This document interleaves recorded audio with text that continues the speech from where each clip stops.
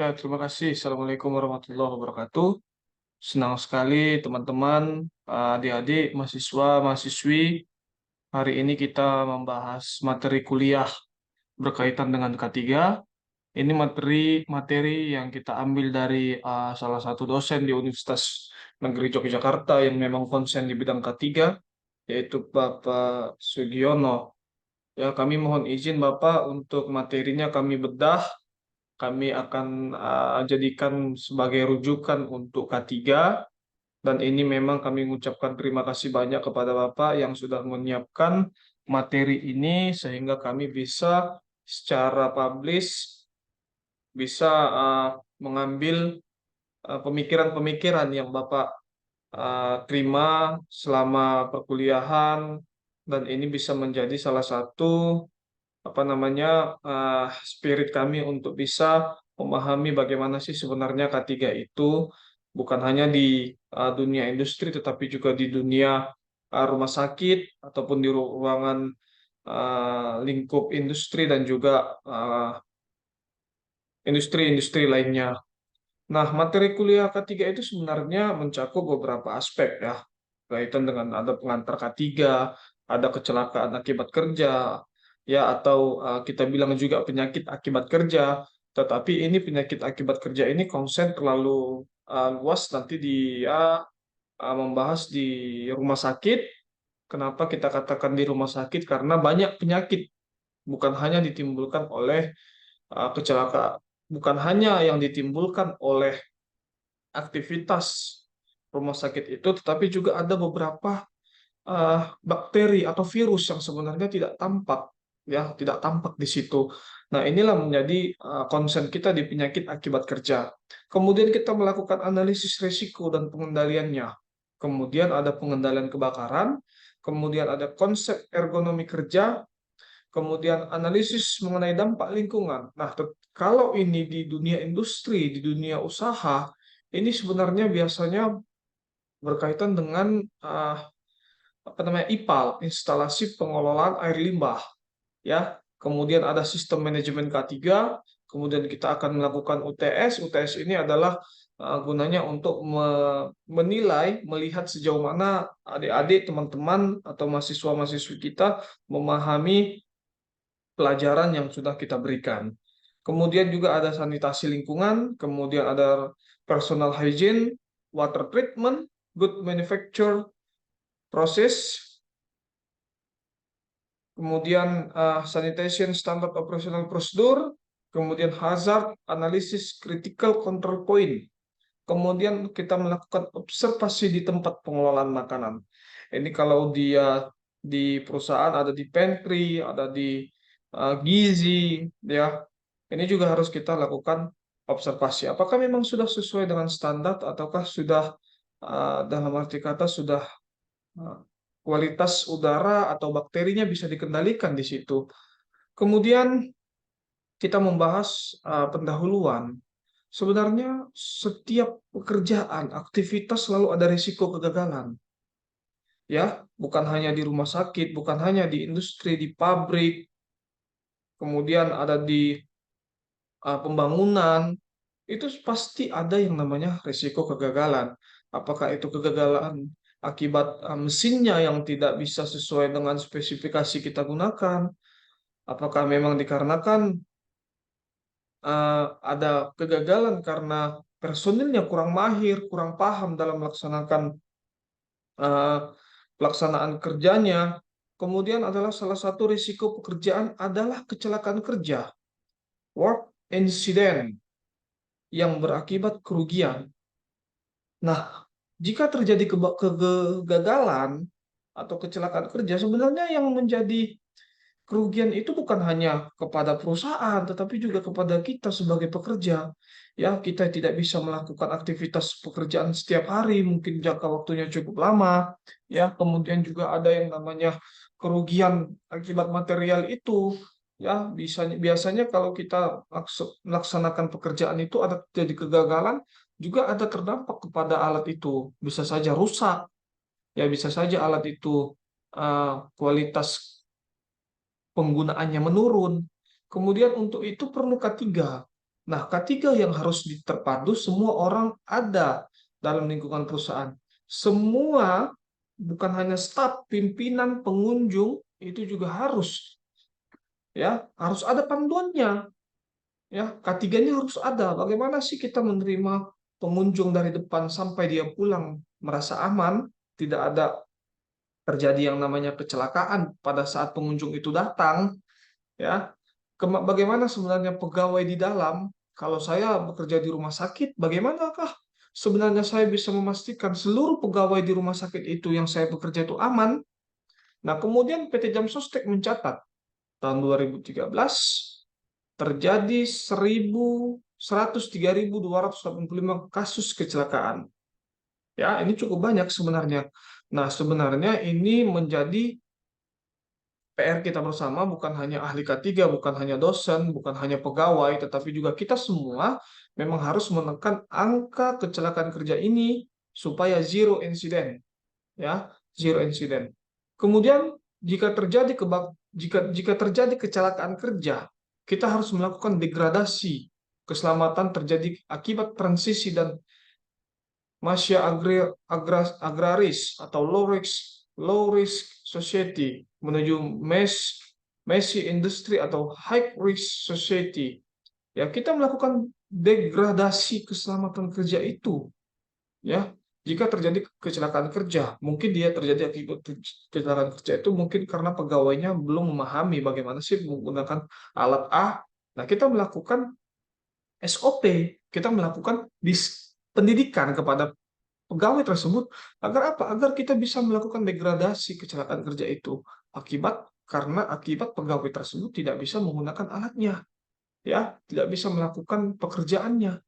Kemudian kecelakaan berdampak pada daya saing tingkat global, ya. Eh, ini pasti akan menjadi perhatian atau pertimbangan jika ada dalam arti kata investor yang melakukan investasi di dunia usaha, di salah satu usaha, dia pasti melihat seberapa besar tingkat kecelakaan kerjanya, seberapa besar tingkat risiko pasien itu terjadi kecelakaan kerja karena salah satu proses usaha yang sedang dilakukan. Contoh, di rumah sakit, berapa besar kecelakaan kerja terjadi pada pegawai, pengunjung, ya, bisa saja pasien tersebut. Apakah karena pasien itu mungkin dikarenakan kesalahan pada pemberian obat atau pemberian terapi atau instruksi yang salah, kemudian pegawai yang lalai dalam melaksanakannya, atau manajemen yang sebenarnya kurang menaati atau menerapkan sistem K3-nya. Ini menjadi dampak kepada daya saing kita di global. Saat ini kita sudah berbicara bagaimana kita bisa menekan angka kecelakaan kerja itu. Ya, kita tidak lagi bekerja, kita tidak lagi uh, berbicara bagaimana sih sebenarnya cara penerapan K3 itu di salah satu usaha, salah satu tempat pekerjaan, tetapi juga kita sudah melakukan yang namanya penerapan. Nah, ini kalau kita masih belajar terus, sebenarnya tidak ada kesalahan, ya. Tetapi dari 2013 itu kalau kita tidak melakukan yang namanya degradasi, pasti daya saing usaha kita itu akan berpengaruh tingkat global. Ya, kita tidak bisa lagi melakukan yang namanya perencanaan-perencanaan jangka panjang karena kita masih mengurusi yang namanya bagaimana sih kecelakaan kerja itu. Nah, dengan penerapan K3 kita bisa meminimalisir kecelakaan kerja tersebut. Sehingga apa? Sehingga kita bisa bersaing di tingkat global dan bahkan tingkat internasional. Ya, kemudian sebagian masyarakat merasa tidak memerlukan K3 bahkan dianggap sebagai barang mewah. Ya, ke depan K3 ini akan menjadi konsumsi masyarakat umum. Kenapa? Karena bukan hanya di industri, bukan hanya di dunia usaha, tetapi juga di dunia yang kita bilangnya dunia nyata atau kita katakan di rumah, itu kecelakaan kerja juga bisa timbul. Kenapa? Di rumah itu ada kompor, ada gas, ada listrik yang memang kapan saja bisa menimbulkan yang namanya kecelakaan kerja, ya. Sehingga ke depan kita akan rubah paradigma bagaimana sih sebenarnya K3 ini bisa diterima di masyarakat. Ya, ini filosofi K3. Nah, filosofi K3 itu yang dasar sebagai filosofi dasar kesehatan, keselamatan kerja adalah melindungi keselamatan dan kesehatan para pekerja dalam menjalankan pekerjaannya melalui upaya-upaya pengendalian semua bentuk potensi bahaya yang ada di lingkungan tempat kerja. Kemudian, bila semua potensi bahaya telah dikendalikan dan memenuhi batas standar aman, maka akan diberikan kontribusi terciptanya kondisi lingkungan kerja yang aman, sehat, dan proses produksi menjadi lancar, yang pada akhirnya akan dapat menekan risiko kerugian dan berdampak terhadap peningkatan produktivitas. Ini adalah filosofinya. Kita bisa menekan, ya, angka kecelakaan kerja, kemudian kita bisa melakukan penilaian. Penilaian apa? Penilaian seberapa bahaya tempat kerja kita itu, seberapa bahaya resiko kecelakaan kerja, dan bagaimana dampaknya. Nah, ini harus kita lakukan yang namanya penilaian. Supaya apa? Supaya kecelakaan kerja itu di tempat kerja kita bisa kita minimalisir. Kemudian, ini adalah filosofi ketiga. Menurut International Association of Society Professional, filosofi ketiga terbagi menjadi 8 filosofi, yaitu safety is a ethical responsibility, safety is a culture, not a program, management is responsible, kemudian employee must be trained to work safety. Safety is a condition of employment. Kemudian injuries are preventable. Safety program must be site specific, tempat khusus. Jadi beberapa tempat itu seperti isolasi harus ada yang namanya perhatian khusus penerapan ketiganya. Dia tidak bisa sembarangan. Kemudian safety is good business. Ini adalah sejarah ketiga. Sejarah ketiga itu ada 4 era, ya.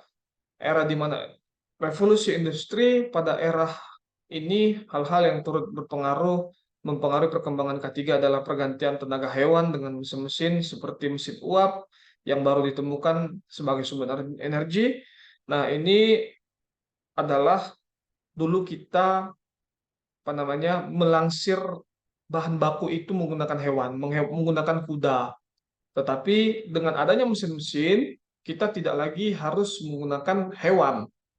Ya, kita tidak harus menggunakan lagi kuda atau mohon maaf sapi atau kerbau, tetapi kita sudah bisa menggunakan mesin. Bahkan kita sudah bisa melakukan yang namanya pengiriman barang secara cepat melalui udara. Ya, kemudian ini ada era industrialisasi. Kemudian sejak era revolusi industri di atas sampai dengan pertengahan abad ke-20, penggunaan teknologi semakin berkembang. Sehingga K3 juga ikut berkembang. Ya, di situ ada APD, ada interlock, dan juga ada alat pengaman-pengaman lainnya. Kemudian ada di era manajemen. Nah, ini manajemen sudah kita munculkan standar-standar yang bisa menjadi rujukan kita atau yang bisa kita terapkan di dunia usaha. Ada di beberapa standar, antara lain standar internasional seperti ISO 9000, ISO 14000, dan ISO 18000. Ini bisa kita terapkan di dunia kerja kita nantinya. Kemudian nanti setelah di era industrialisasi, era manajemen, dan era revolusi, kita masuk di era mendatang, di mana K3 ini bukan hanya sebatas industri, dunia usaha, bukan, tetapi bisa menjadi konsumsi publik, ya, bisa diterima di tengah-tengah masyarakat. Ini harapan kita ke depan. Ya, ini adalah konsep K3. Ini konsep K3. yaitu konsep lama kecelakaan kerja merupakan nasib sial, ya, yang harus kita terima. Kemudian tidak perlu berusaha mencegah. Kemudian masih banyak pengganti pekerjaan kerja. Jadi kalau dia itu sudah kecelakaan, mohon maaf, kita pindahkan atau kita rumahkan, dalam arti kata. Supaya apa? Kita bisa melakukan pergantian pekerjaan. Ya. Kemudian membutuhkan biaya yang cukup tinggi, memang benar. Konsep K3 ini memang bukan hanya kita bicara dengan penerapan, tetapi juga ada APD-APD yang harus kita terapkan, ada APD-APD yang harus kita lengkapin. Seperti contoh di gedung, harus ada smoke detector, harus ada yang namanya sprinkler, harus ada yang namanya hidran, harus ada yang namanya apa, harus ada APD. Ini semua memang memerlukan biaya yang cukup tinggi. Tetapi ingat, biaya ini sebenarnya uh, tidak apa namanya, yang biaya yang cukup tinggi ini sebenarnya kita keluarkan berdampak positif, ya, jika terjadi kecelakaan kerja atau kebakaran atau apapun itu, biayanya tidak sebanyak yang kita apa namanya, kita gunakan untuk pembelian atau pelengkapan APD. Kalau tidak ada, mungkin biayanya cukup besar, gedung kita terbakar, ya. Kita tidak bisa mematikan api dengan karena kita apa? Karena kita tidak ada apar, kan gitu, tidak ada apar. Kemudian ada menjadi faktor penghambat produksi. Dulu kita itu melakukan produksi pakai mesin itu tidak menggunakan APD, tidak menggunakan masker, tidak menggunakan baju khusus. Nah, sekarang kita harus menggunakan APD, kita harus menggunakan masker, kita harus menggunakan sarung tangan, dan ini menjadi semua penghambat menurut konsep lama. Ada beberapa orang yang mengatakan ini sebagai penghambat, ya. Ada yang mengatakan, kami dulu sebelum ada ini, kami bisa saja produksi tetap berjalan, kami tetap sehat. Nah, tetapi kita tidak tahu apakah yang memang diproduksi itu baik atau tidak, cemar atau tidak. Kan gitu. Memang tidak menimbulkan yang namanya kecelakaan kerja kepada kita, tetapi mungkin bahan bakunya itu yang kita gunakan bisa saja rusak. Kalau dia memproduksi kue, mungkin kuenya itu bisa terkontaminasi karena mungkin kita tidak higienis. Nah, konsep masa kini berbeda. Memandang kecelakaan kerja itu bukan sebuah nasib, tetapi kalau kita bilang itu mungkin banyak faktor. Mungkin kecelakaan kerja itu bisa dari kita, bisa karena mesinnya memang sudah lama, ya. Kemudian kecelakaan kerja pasti ada penyebab sehingga dapat dicegah, ya. Kemudian penyebab personal faktor 80 sampai 50%, environmental faktor itu 15% sampai 20%. Jadi kita bisa melakukan yang namanya asesmen penilaian. Apakah memang kecelakaan kerja itu terjadi karena faktor personalnya atau karena memang lingkungannya yang tidak aman. Nah, kemudian kecelakaan selalu menimbulkan kerugian. Makanya kita membutuhkan biaya cukup tinggi jika ingin menerapkan pengamanan-pengamanan kecelakaan kerja. Contoh kita tadi kalau kebakaran kita butuh apar, kita butuh hidran, kita butuh yang namanya sprinkle, kita butuh pakaian atau kita bilang baju tahan api. Memang itu cukup besar biayanya, investasinya cukup besar. Tetapi ingat, kecelakaan kerja kalau sudah tidak terkontrol itu menimbulkan kerugian, ya, menimbulkan kerugian. Kemudian peran pimpinan sangat penting dan menentukan di sini. Kemudian pengertian ketiga, ya, ada dua. Kita lihat dari ilmuwan. Satu, keselamatan safety. Ya, keselamatan kerja diartikan sebagai upaya-upaya yang ditunjukkan untuk melindungi pekerja. Jadi pekerja itu kita lindungi. Bagaimana cara melindunginya? Kita bisa melakukan yang namanya asesmen di tempat kerja. Apakah di tempat kerja itu beresiko terjadi kecelakaan kerja?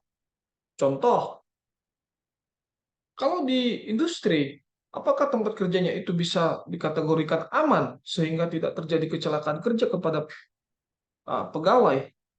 Karena bisa saja dihasilkan oleh mesin kecelakaan kerja itu. Mungkin bisa saja dihasilkan oleh apa namanya pembakaran mesin, sehingga kita harus melakukan yang namanya upaya untuk melindungi pekerja tersebut. Kalau kita bekerja di industri, hasil pembakarannya itu, atau dalam arti kata bahan bakarnya, atau asapnya, kita bisa melakukan yang namanya upaya untuk melindungi dengan cara apa? Kita gunakan masker, kita siapkan masker, supaya pekerja kita merasa aman. Kemudian kesehatan, ya. Kesehatan diartikan sebagai derajat tinggi keadaan fisik dan psikologi individu, ya. Secara umum, pengertian dari kesehatan adalah upaya-upaya yang ditunjukkan untuk memperoleh kesehatan yang setinggi-tingginya dengan cara mencegah dan memberantas penyakit yang diidap oleh pekerja, mencegah kelelahan kerja, dan menciptakan lingkungan yang sehat. Jadi di pekerjaan itu, kerja itu memang harus melakukan yang namanya screening atau kita bilang MCU ya, MCU setahun sekali. Agar apa? Agar kita bisa mengetahui bagaimana keadaan pegawai tersebut. Apakah pegawai tersebut sehat? Apakah memang dia mengidap yang namanya kecelakaan kerja akibat akibat dia bekerja di industri tempat kita bekerja. Kita harus melakukan yang namanya rehabilitasi. Kalau dia terjadi kecelakaan kerja atau penyakit akibat kerja gara-gara di tempat kerjaan kita, kita harus melakukan yang namanya rehabilitasi. Apakah kita pindahkan supaya apa? Supaya dia merasa eh, penyembuhannya bisa maksimal. Ya, kita harus lakukan seperti itu. Dan ingat, kecelakaan kerja ini bukan hanya eh, bisa terjadi karena bukan bisa terjadi untuk pekerja, tapi juga untuk staf, manajemen, dan juga pengunjung yang akan berkunjung di tempat usaha kita. Kemudian ada peraturan K3, ini undang-undang terkait K3, peraturan pemerintah, peraturan menteri, keputusan menteri, instruksi menteri, kemudian surat edaran keputusan Dirjen Pembinaan Hubungan Industri dan Pengawasan Tentang Kerja terkait K3. Tujuannya adalah tujuan utama dalam penerapan K3 berdasarkan Undang-Undang Nomor 1 Tahun 1970 itu melindungi dan menjamin keselamatan setiap tenaga kerja dan orang lain di tempat kerja, menjamin setiap sumber produksi dapat digunakan secara aman dan efisien, meningkatkan kesejahteraan dan produktivitas nasional. Jadi kalau tujuan ketiga ini sudah kita laksanakan, sudah kita terapkan, apa yang menjadi tujuan kita, produk-produk atau hasil-hasil industri bisa meningkat. Kalau meningkat produktivitasnya, insya Allah kesejahteraan pegawai, pekerja juga akan ikut sejalan meningkatnya. Baik, terima kasih. Mungkin ini dulu. Insya Allah akan kita sambung di sesi selanjutnya. Terima kasih. Assalamualaikum warahmatullahi wabarakatuh.